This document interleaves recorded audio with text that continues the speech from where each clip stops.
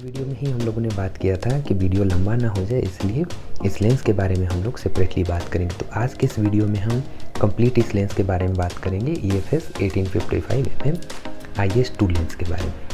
तो इस लेंस को हम लोग कंप्लीट समझते हैं, इसके ऊपर लिखे हुए नंबर्स के बारे में, बटन्स के बारे में और साथ ही साथ किस तरह के फोटोग्राफी के लिए इस लेंस का जनरली यूज होता है, इन सारी चीज़ों के बारे में इस वीडियो में हम अभी कवर करते हैं। तो बने रहिए वीडियो के लास्ट तक और चलिए कुछ नया सीखते हैं।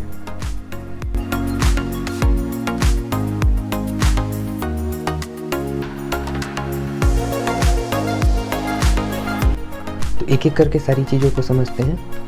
पहले कैप खोल देता हूँ और ये जो आप पॉइंट देख रहे हैं इसे हम बोलते हैं हुड माउंट, जहाँ कि आप लेंस के हुड को माउंट कर सकते हैं। अगर इस लेंस की मैं बात करूँ तो इस पर आप जो हुड लगा सकते हैं वो कैनन का डेडिकेटेड हुड है EW60C।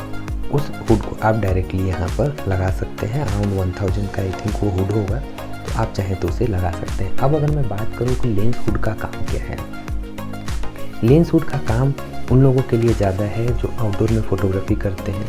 तो डायरेक्ट जो सनलाइट है वो आपके लेंसेज पर नहीं आएंगे, और लेंसेज पर अगर डायरेक्टली सनलाइट जब पड़ते हैं तो क्या है कि लेंस फ्लेयर बनने के चांसेस काफ़ी ज़्यादा होते हैं।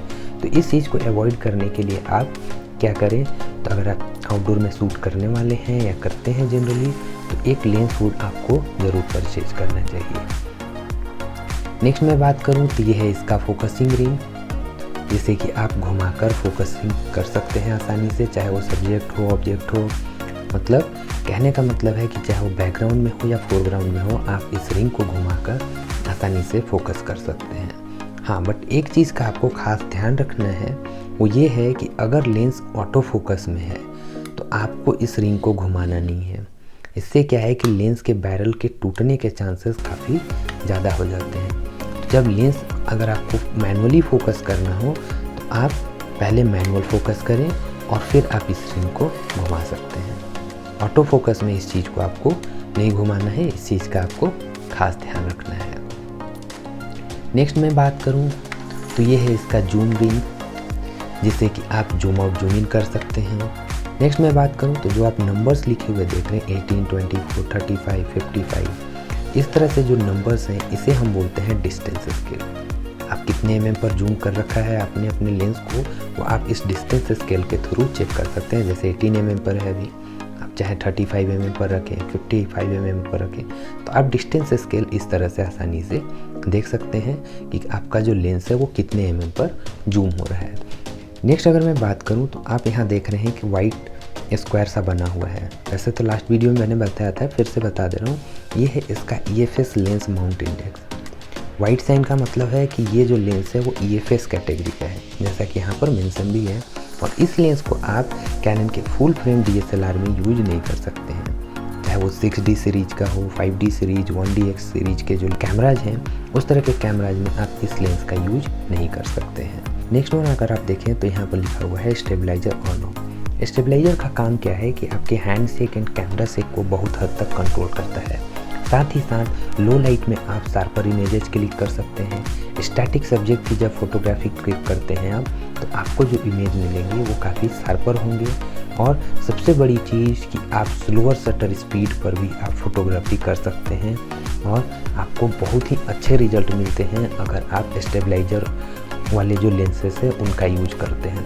तो मेरा यही सजेशन होगा कि जब भी आप कोई लेंस परचेज करें और अगर उस पर इमेज स्टेबलाइजर दिया हुआ है तो आप उसे हमेशा ऑन ही रखें।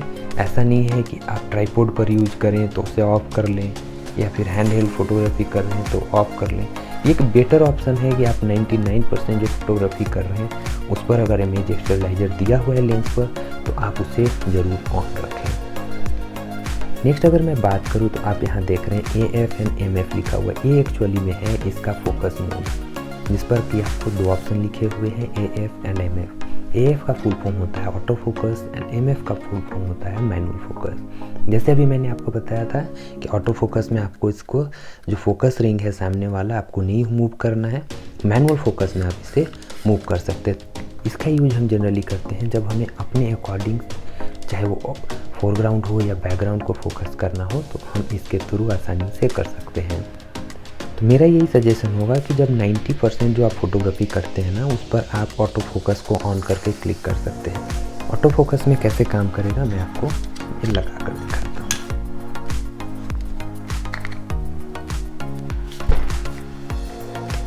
इसे फिट करते हैं। अब आप देखेंगे कि जैसे ही मैं इसका शटर बटन प्रेस करता हूँ 50% और लेंस ऑटो फोकस में है तो ऑटोमेटिक ये फोकस करेगा। देखिए, आप आवाज़ भी सुन सकते हैं और साथ में लेंस के मूवमेंट को भी आप चेक करें। इस तरह से आप इसे कर सकते हैं।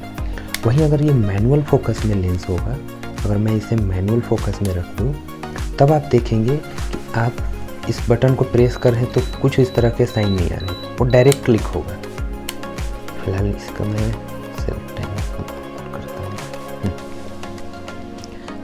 तो ये एक बड़ा आपको डिफरेंस देखने को मिल रहा है कि जैसे मैं इसे ऑटो फोकस में करता हूँ तो आप लेंस को देखेंगे ऑटोमेटिक वो रिट्रैक्ट हो रहा है वो फोकस के लिए। देखिए, ये बिप का साउंड भी आ रहा है, मतलब क्या है कि सब्जेक्ट पर फोकस हो चुका है। लेकिन मैनुअल पर अगर मैं कर दूँ और इसे थोड़ा मूव कर देता हूँ, अब चाहे वो सब्जेक्ट पर फोकस हो ना हो, अगर आप प्रेस करते हैं तो डायरेक्टली फोटोग्राफ्स क्लिक हो जाएंगे।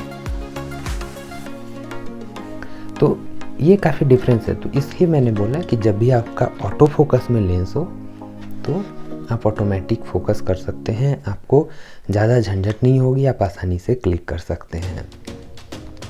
नेक्स्ट अगर आप यहाँ देखें तो लिखा हुआ है मैक्रो 0.25 mm/0.8 फीट। इसका क्या मतलब है? कैनन के जो लेंसेज हैं जनरली उस पर आपको ये चीज़ मेंशन किया हुआ होता है कि इस लेंस का मिनिमम फोकसिंग डिस्टेंस क्या है, जो कि मुझे काफ़ी बढ़िया लगता है कैनन में ये चीज़ कि हर एक लेंस पर आपको जनरली ये लिखा हुआ मिलता है कि उसका मिनिमम फोकसिंग डिस्टेंस क्या है। और इससे कहने का मतलब है कि 0.8 फीट, मतलब आप जब भी फोटोग्राफी करें तो लगभग 1 फीट का डिस्टेंस आपको सब्जेक्ट से रखना होगा। अगर उससे कम डिस्टेंस पर अगर आप सब्जेक्ट है आपका तो आप फोटोग्राफी करेंगे तो क्या होगा कि वो सब्जेक्ट पर फोकस ही नहीं कर पाएगा। फॉर एग्जांपल मैं आपको दिखाता हूँ। एक हमारे पास मिरर क्यूब है, इसे रखते हैं और अब आप डिस्टेंस देखें तो काफ़ी कम डिस्टेंस हो गया है। फिलहाल इसे ऑटो फोकस करते हैं। हाँ, अब देखिए ये क्या है कि फोटोग्राफ्स क्लिक नहीं हो पाएगा। मैं बटन प्रेस कर रहा हूँ बट क्लिक नहीं होगा। क्यों? क्योंकि मैंने मिनिमम जो फोकसिंग डिस्टेंस है वो मेंटेन नहीं किया।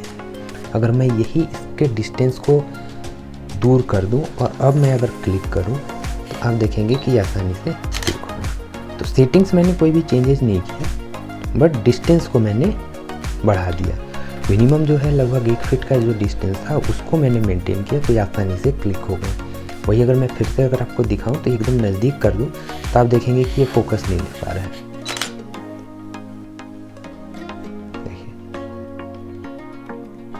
ये एक बड़ा डिफरेंस आपको रहेगा। इस चीज़ का आपको खास ध्यान रखना है कि जब भी आप कोई लेंस परचेज करें तो उसका मिनिमम फोकसिंग डिस्टेंस ज़रूर ध्यान दें और उसके अकॉर्डिंग ही आप फोटोग्राफी करें। इससे क्या है कि आपकी फ़ोटोग्राफी करने में प्रॉब्लम कम होगी और आपको एग्जैक्ट ये पता होगा कि कितना डिस्टेंस आपको सब्जेक्ट से मेंटेन करना है।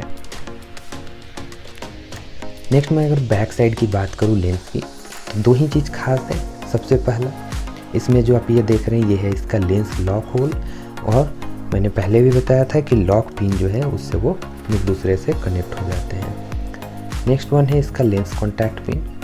आपके कैमरे पर भी आपको देखने को मिलेगा लेंस कॉन्टैक्ट पिन। ये एक दूसरे से इलेक्ट्रॉनिकली कनेक्ट हो जाते हैं और ये प्रॉपरली सिंक होते हैं।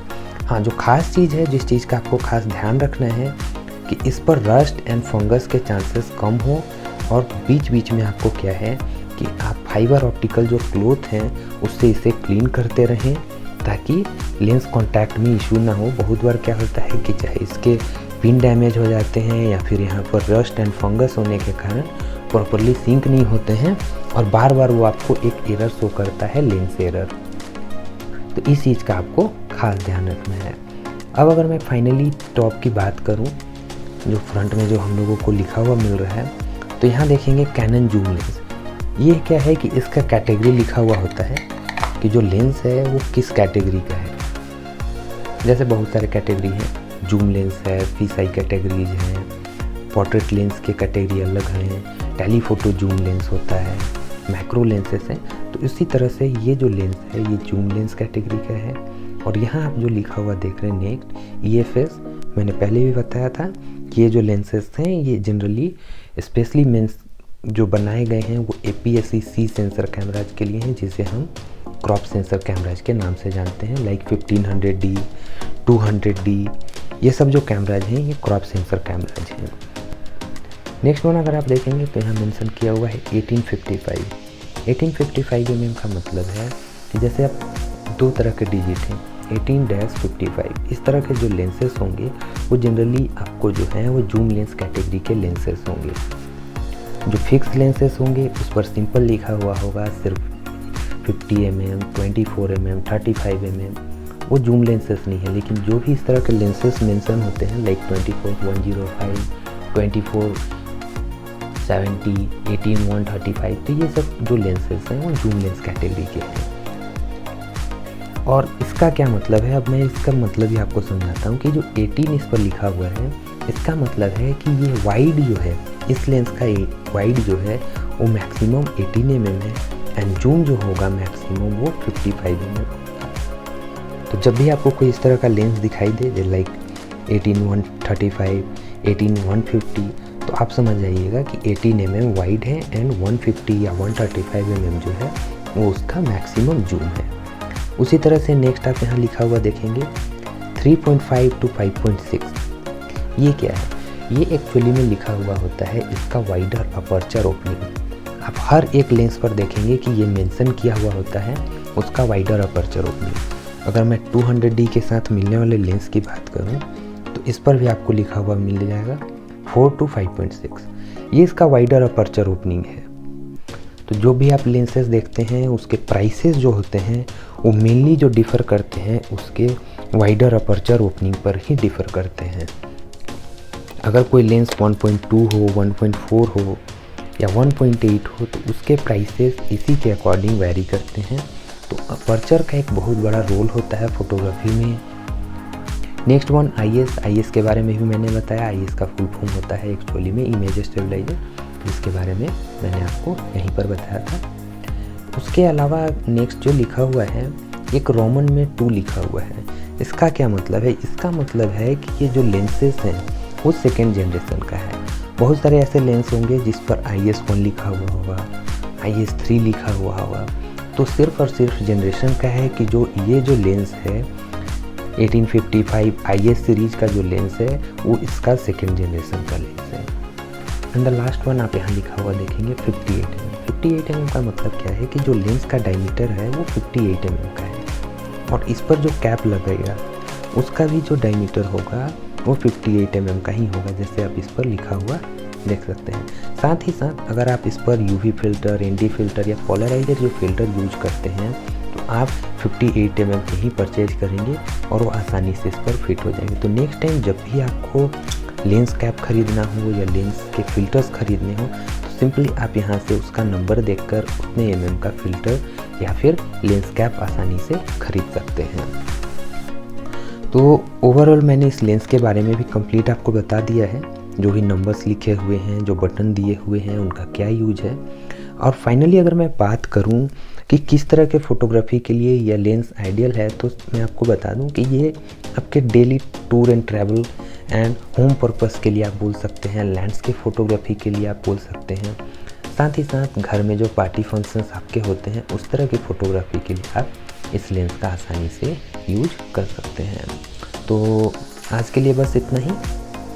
आई होप कि आपको वीडियो अच्छा लगा हो। वीडियो आपको कैसा लगा आप हमें कमेंट सेक्शन में ज़रूर बताएं और अगर वीडियो अच्छा लगा तो इसे लाइक करें, दोस्तों के साथ शेयर करें और चैनल को सब्सक्राइब करना ना भूलें। तो मिलते हैं आपको इसी तरह के इन्फॉर्मेटिव वीडियो में, तब तक के लिए bye bye and take care.